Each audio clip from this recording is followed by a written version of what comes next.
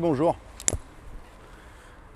Alors, après vous avoir fait la présentation du CPX, on va passer à celle de la TC Max Pro, qui est très sympa, très abordable et en série limitée, 112 exemplaires pour la France.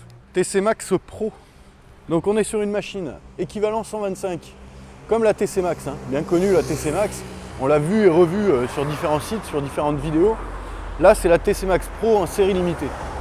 Donc on voit ici cette petite plaque qui nous indique que c'est le 449e exemplaire sur 1000. Il y en a 112 qui ont été livrés en France, donc il n'y en a pas beaucoup. Particularité de cette moto, il faut savoir que Super Soco sur la TC Max est passé du modèle 2019 au modèle 2020. Donc qu'est-ce qu'ils ont fait entre les deux modèles? Ils sont passés sur une batterie de marque ATL, ils ont changé le capteur de béquille qui avait quelques petits défauts, et chose très intéressante, ils ont rajouté 15 ampères au contrôleur. Je crois même que c'est la partie la plus sympa, les 15 ampères au contrôleur, parce que vous avez un peu plus de gouache. Ils ont aussi redistribué totalement l'accélération, c'est-à-dire que sur celle-là, on a une accélération qui est assez puissante dès le départ.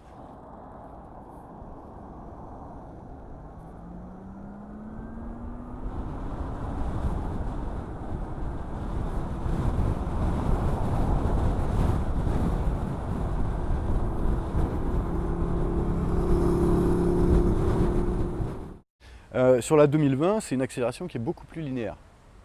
En marqueur Axus modèle, on retrouve le guidon cintré de la TC Max 2020. Donc pour vous donner un ordre d'idée, toujours 1m76, j'ai pas grandi depuis la dernière fois, ça vous confère une position qui avant était assez basse comme ça sur les épaules. Aujourd'hui, vous avez une position beaucoup plus droite. Donc un peu plus agréable, c'était la demande des clients, de la majorité des clients. Donc Soco l'a fait. Alors bien sûr, ça n'empêche pas de repasser sur un cintre droit. Dans tous les cas, on pourrait changer le guidon. Dans l'autre sens, c'était compliqué parce que les flexibles, les durites n'étaient pas assez longues pour passer sur un guidon cintré comme celui-là. Alors on va retrouver exactement les mêmes caractéristiques que la TC Max 2019. C'est ni plus ni moins qu'une TC Max 2019. On remarque cette ligne racée, là, elle est un peu plus sportive. Donc pour une machine de 3,5 kW sur la carte grise, 5 kW en crête, je trouve moi ça assez sympa. Machine roule à 95, une centaine de km/h si vous avez un faux plat descendant. Elle est extrêmement maniable. Vous couchez dans les virages, c'est un plaisir. Il suffit de pousser un peu le guidon pour envoyer la machine sur le côté. Bien sûr, ça reste une électrique, donc il ne faut pas s'attendre non plus à des reprises faramineuses aux alentours de 80-90, où il n'y a quasiment plus rien. Par contre, les démarrages en ville sont spectaculaires.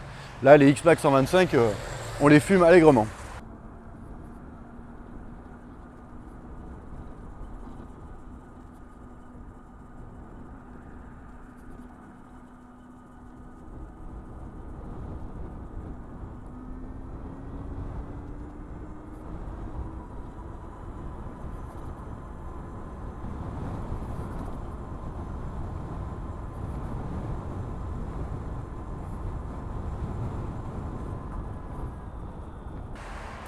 Alors que dire sur cette moto qu'on n'a pas déjà dit par rapport à la TC Max de 2020 ou de 2019? Pas grand chose à vrai dire, si ce n'est son look un peu différent et le fait que ce soit une série limitée.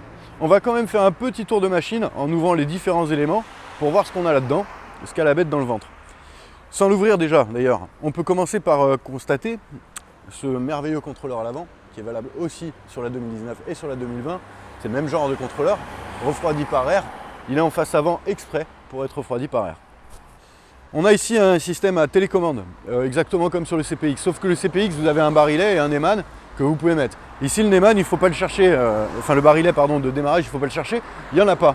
La moto se démarre avec un clic sur le bouton allumé, ce qui a fait un petit bruit sur la moto, et une pression sur le bouton central.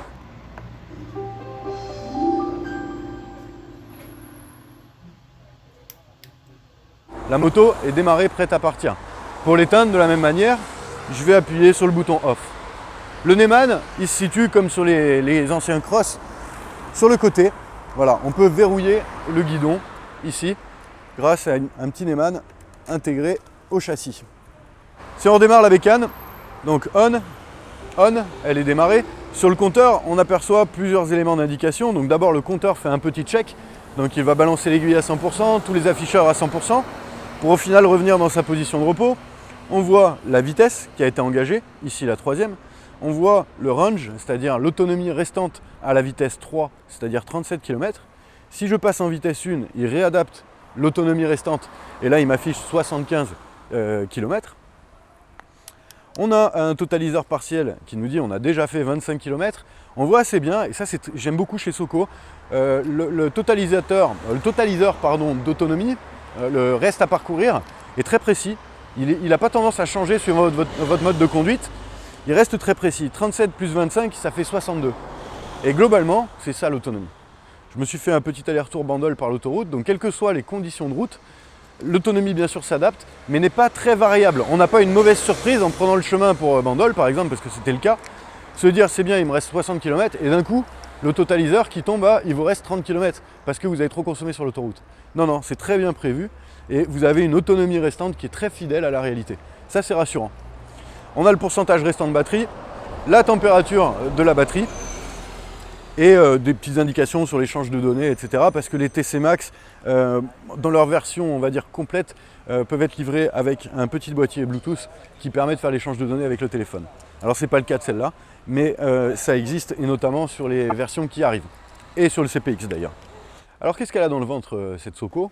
Pour ça, on va l'ouvrir. Donc on a ici un barillet qui permet d'ouvrir. Il a deux fonctions ce barillet, soit on ouvre à droite, soit on ouvre à gauche. Si j'ouvre à gauche, j'ai accès à la selle. Très peu d'espace, mais ça permet la maintenance et notamment de déconnecter la batterie. Si j'ouvre cette fois à droite, j'ai accès à la batterie. J'ouvre ici la prise et pour la sortir, il va me falloir les clés à nouveau. La batterie est sécurisée et verrouillée.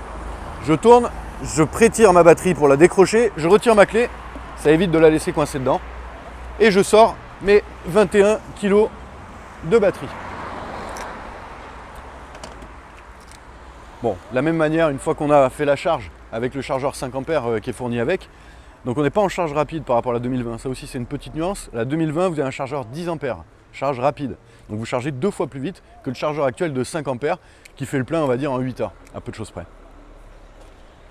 Allez, je remets ça.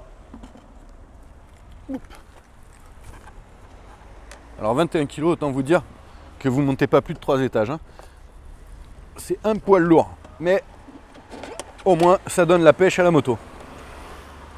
Je verrouille ici pour m'assurer d'une bonne connexion et je peux refermer mon capot et repartir. J'allume, j'appuie. Et là, la moto est en ordre de marche.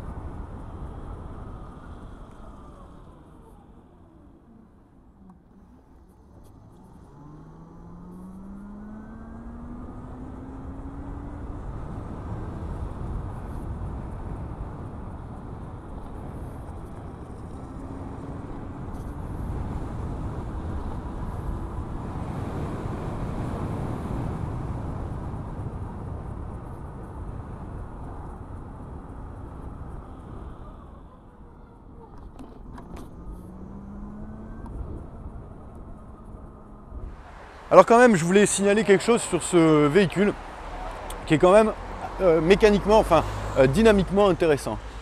C'est un des rares véhicules, on a vu sur le CPX qu'on avait un moyeu arrière et un moteur moyeu, donc un moteur qui est dans la roue arrière. Si on réfléchit en logique de suspension, une suspension c'est quoi? C'est un ressort et une masse pendue à ce ressort. Allez, il y a un troisième point, il y a quand même de l'huile qui vient amortir la suspension. Donc il y a une partie élastique, une partie amortissante, et puis il y a une masse qui se balade au bout de tout ça.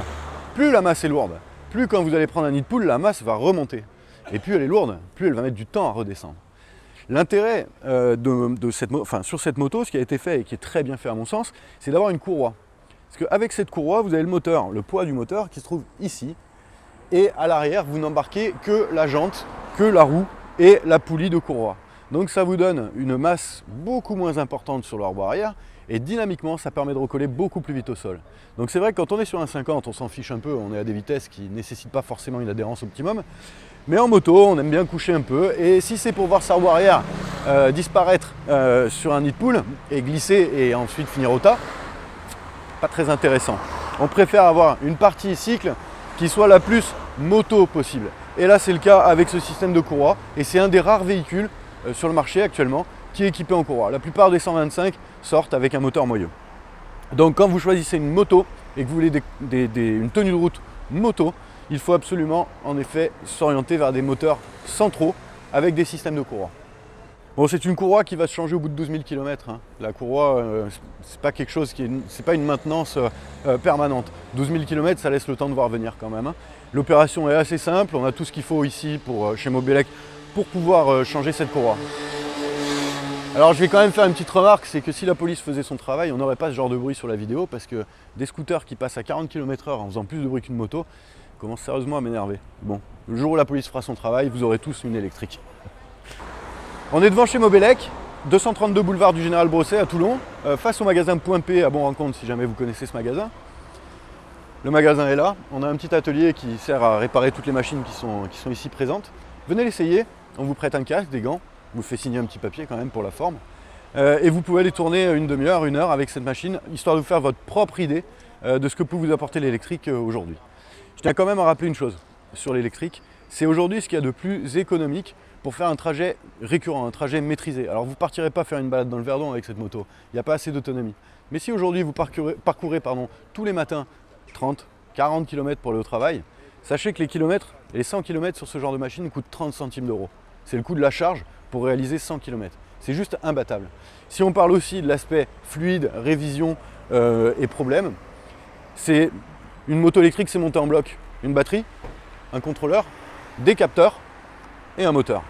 On sait assez vite où sont les pannes, on sait assez vite intervenir en réparation de panne. Donc c'est aussi quelque chose qui va être disponible pour vous pour faire ce trajet quotidien qui vous coûte aujourd'hui en voiture ou qui vous coûte aujourd'hui avec une grosse moto.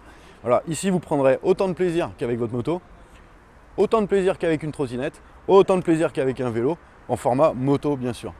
Bon, cette moto, si vous voulez vous faire votre propre idée, venez l'essayer chez Mobilec. On a tout ce qu'il faut pour vous faire essayer la bécane, vous faire essayer le CPX et vous faire essayer tous ces scooters qui vont du 50 cm3 au 125, qui sont tous électriques, qui ont tous des capacités et des caractéristiques bien propres, bien particulières. On en trouvera forcément un adapté à votre besoin et adapté à votre style de conduite, à votre besoin de déplacement. Bon allez, on a assez parlé là de la bécane, on va aller faire un petit tour quand même. Sachez que vous nous retrouvez chez Mobilec, vous pouvez venir l'essayer. On vous la laissera une demi-heure, une heure, le temps nécessaire pour vous faire votre propre idée de la bécane. Vous aurez tout ce qu'il faut comme accessoire, les gants bien sûr, obligatoires, le casque. On a d'ailleurs toute une gamme de casques assez sympa pour s'adapter à votre monture. Allez, à bientôt chez Mobilec, j'espère.